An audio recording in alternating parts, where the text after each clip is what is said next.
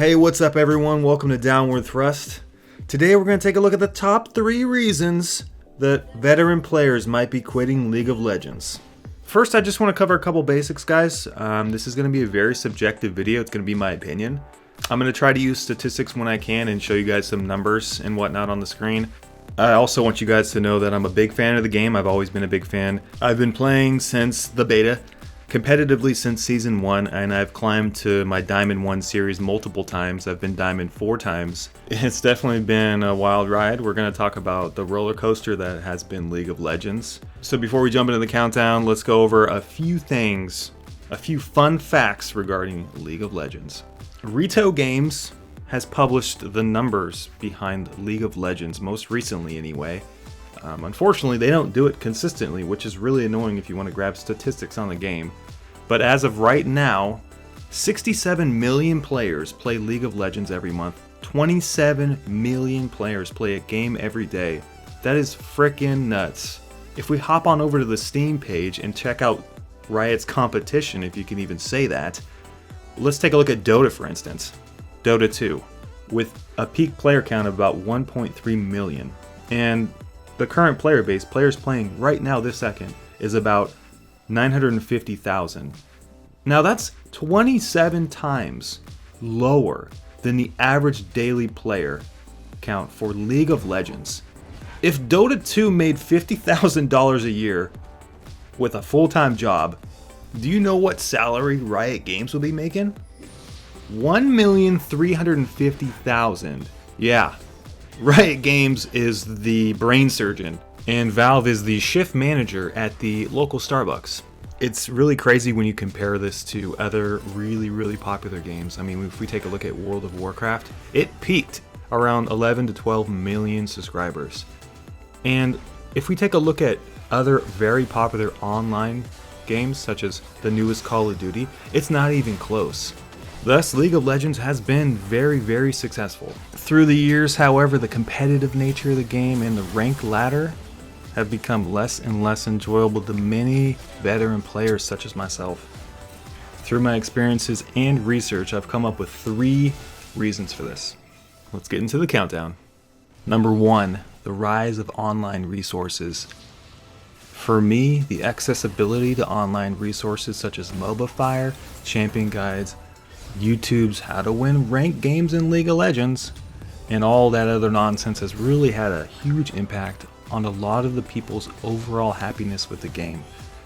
League of Legends used to be a far different gameplay experience than it is today in the 2016 season. You know, in early seasons, League of Legends was practically the Wild Wild West. Nobody knew what the fuck was going on. It was awesome. We mixed it up, we experimented, we had a ball. The term meta in League of Legends didn't even exist. It was a time of trial and error, and it wouldn't be unlikely to see a Xin Zhao Ashe go mid, or a Garen Sion rampage in the bot lane.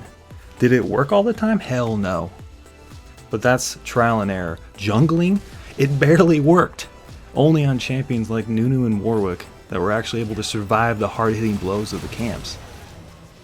People were forced to learn the mechanics of champions through gameplay, and more importantly, learned what to build through experience. Players had to figure it out on their own, and it led to such diversity in builds, playstyles, and ability in competitive matches.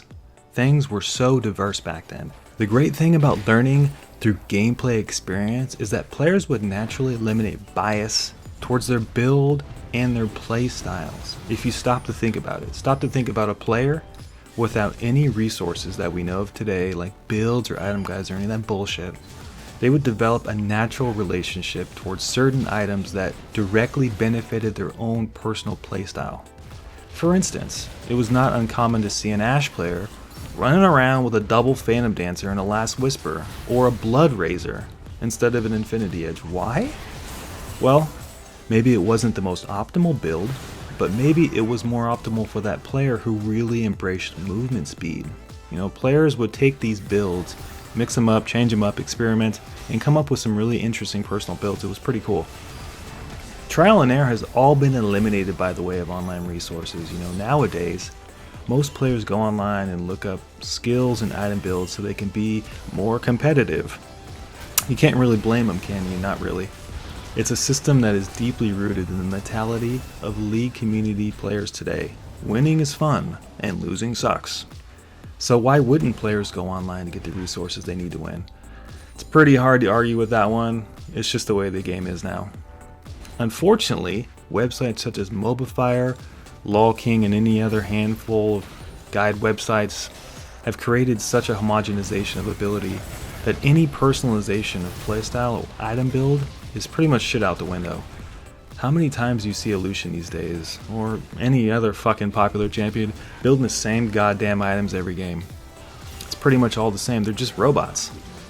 The resources have really detracted from the wonder and the item discovery that the game had early on. The discovery of the 1v2 Mordekaiser top lane, I mean, who the fuck thought of that? Or finding that taking an AD mid actually might work, or rushing Last Whisper like I did on a Lee Sin a week after his release was actually pretty good and awful at the same time. The benefit to all this? The game is more competitive. Surely that's a good thing, right? Well, I would argue that it is, and it's not. Streamlining the decision-making process by way of unlimited online resources. Number one, it reduces this threshold by which players have to put in effort to actually be good at the game. In the past, you actually had to fucking learn what to do. You had to learn what to build. You had to learn situational things, items that need to be catered to your personal playstyle to get a mechanical competitive advantage. Great with attack moving, reflexes, maybe map awareness and teamwork. Notice that the team has 3 high mobility assassins that are fucking fed off their asses. Well, a triple Phantom Dancer doesn't sound so bad anymore. However, it would look pretty dumb on a website. The final downside? These resources have lowered the overall skill floor for the game enough so that it's harder to have an individual impact in the game than it used to be. This is so important. In early seasons, if you put in the work, you learned your champion, you studied the game, you were rewarded way more than present times. And also during this time, with such huge variability in builds, a player building correctly and to his playstyle could dominate other players because of the skill and knowledge gap between the players and its potential to be much higher than it is today. It was easier to stand out back then, easier to enjoy the highest points of the gameplay. Now, with everyone on more even footing and statistically the same with the same quality builds, a lot of players, including myself, feel like we're just kind of one in the mix. Number 2, the game is getting old, the technology trend. Over the past 10 years, technology has grown at some pretty crazy paces. We're getting faster, newer gadgets, everything is going mobile. We want resources right now. We want to be able to snap our fingers and get what we want right now. It's a cultural shift, and it embodies a lot of us, whether we want to accept it or not. Do games have a half-life? Does League of Legends? Our patience and capacity for learning has changed in tandem with this cultural shift. We want new things, we want fresh things, we want things catered to us. League of Legends used to be that fresh environment for exploration, and player rewards and success were high. We want access to all the knowledge of the game, and we want it now. It's different now, and with that, our interest span has changed as well. With so many options, so many games to play, so much information to absorb and things to do, we expect that in our behavior as well. We want new things, we want to play with them, and we want the next new thing. Does this notion eat away at our tolerances for games? Pretty hard to bloody say, but and when you log into League for the first time, it's a pretty wild experience. You got 10 champions to learn, but damn, just pull up the champion list and there's another 100. It's a long way to go. The learning is endless for new players, but what about people who've already put in the time to learn all this stuff? The game is 7 years old now, and for people who've been with the game since its inception, we may be long overdue packing up our bags. So the question is, does League of Legends have a half-life? It's tough with this one because a competitively natured game, you'll have people coming back no matter what. One could argue that the older one gets, the less tolerance we have for things in general. As the game gets older, so do we. Everybody gets older regardless of our age. Thus, our tolerance for the faults in our gameplay experiences may create situations where we consistently, day by day, we lose a little bit of interest in the series. We enter a loop, kind of a system where our tolerances build up walls in front of the games we're playing. And, ultimately we do pick up the game. We dissect the problems. And one day our tolerances come in, knocking on the door and say, hey, we've had our fun with the game. There are other things to do. There are other games to play. Does that mean that whatever we're doing in League, does that mean it's a bad game? Well, definitely not. But unfortunately, for a lot of people who have put lots of money into the game, it's hard to detach emotionally from the investment that we put into it. There's a shit ton of people out there who put a lot of money into this game, and I don't blame them for not wanting to go play Dota or any of these other MOBAs that come up because of that attachment. Ultimately, when the smoke clears though, League is pretty old. The gameplay and the systems in general, the mechanics put in place are limited. While they are refined, they are in essence as they were when we first picked up the game. You kind of click on the champion, you hit a few buttons, you try to kill people and blow up the enemy base. For a lot of us, we've had our fill with that, and we may have grown tired of that status and the gameplay experience, and we want more from that. As for the player base, it's only up to our imaginations of, what percentage of the player base increases over time. Are the increases over time, are they new players, or are they because older generations of players are dying out and thus being replaced by new players at an increasing rate? Unfortunately, Riot doesn't release regular gameplay player statistics in terms of population, so there's no way to tell, unfortunately. Number 3, the community. Holy shit, what do I even have to say about this? It's about as good as it gets for any online competitive community. It's rat shit bad, to be honest. 1,000 other videos have covered the topic, but the problem that a lot of the other critiques on YouTube from the League community don't understand, however, or even address, is the interaction, the intersection between the player and the community. Sure, the community is bad, videos say, but what's the effect on the player? That's what I want to dig at. The human psyche is a very powerful thing. Our emotions drive us to decisions a lot of the time. We're very emotional creatures, human beings. The worst thing about the League community is that sometimes these interactions with League games amplify our emotional disconnect to the game. Emotions, too, they can be very cut and dry, very, very black and white. A little tic-tac, a little tiny prick, the tiniest little caress of a feather is sometimes all it takes to trigger a response. And the fact is, a single bad interaction can cause such great dissonance, so disrupting to our emotions, that we may quit the game based entirely on that single situation, even if it's a first exposure.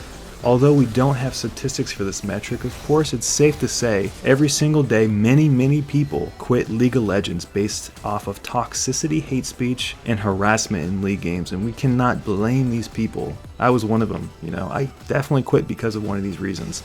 There are, though, some people out there who only need one interaction with any of these facets to trigger a fight or flee reaction. Many people fight, they backlash, they argue, they roll around in the mud, as they say.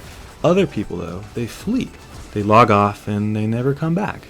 It's a shame, too, because we have to deal with the toxicity if we're to properly play the game. And what I mean by that is, we need that chat box to communicate. We need to talk to people in order to win the game. We have less of a chance to win the game eliminating that chat box by ignoring anyone else, and trust me, I have done that. I don't want to get exposed to toxicity.